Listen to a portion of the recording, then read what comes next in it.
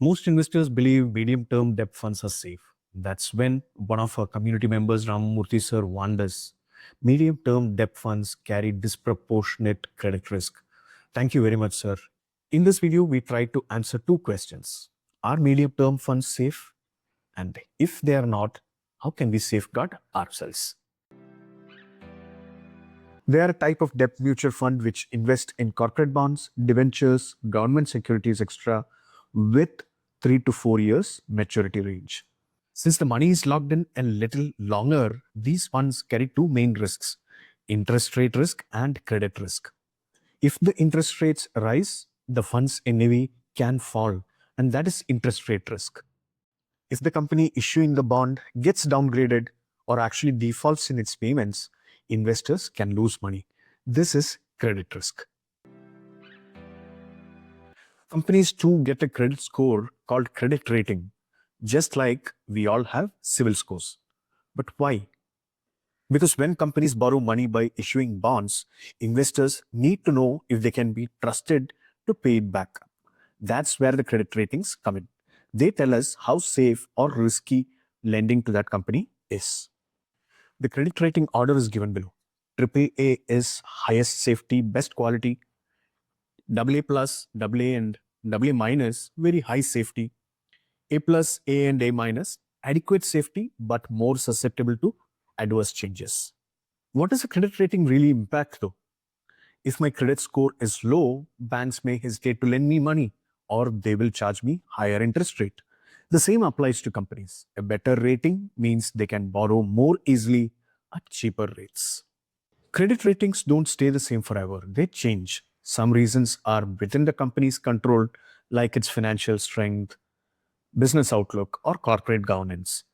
Others are external, the interest rates, government policies, or even legal disputes. Ever heard of the term segregated portfolio? They are separate portfolios created within an existing debt mutual fund which has encountered a credit event or default. Here is an example. A debt mutual fund has invested in 3 bonds. Bond 2 defaulted on its payments midway. Now the AMC separates the good bonds, bond 1 and 3, from bond 2. Bond 1 and 3 now become the debt fund portfolio. Bond 2 is moved to a segregated portfolio.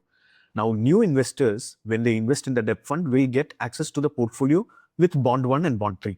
The NAV of debt fund and segregated portfolio are different. And check out how many different medium short-term debt funds have segregated portfolios, which means your capital can be at risk in a debt fund. Hope it's clear now that debt funds are not risk-free. Now that you understand debt funds aren't risk-free, let us see how you can protect yourself. Let us look at an example.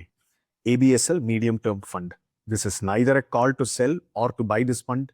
Friends, we are just taking this fund as an example to understand what we should do as investors. So I've downloaded the portfolio of Aditya Birla Sun Life Medium Term Plan here. It consists of debt instruments, government securities, alternate investment fund units, REITs, InvITs, and TREPs. We are not worried about everything. We are worried about the debt instruments here. And for that, what we are going to do is create a pivot with all the ratings of the different instruments and the percentage of assets held by that particular rating category.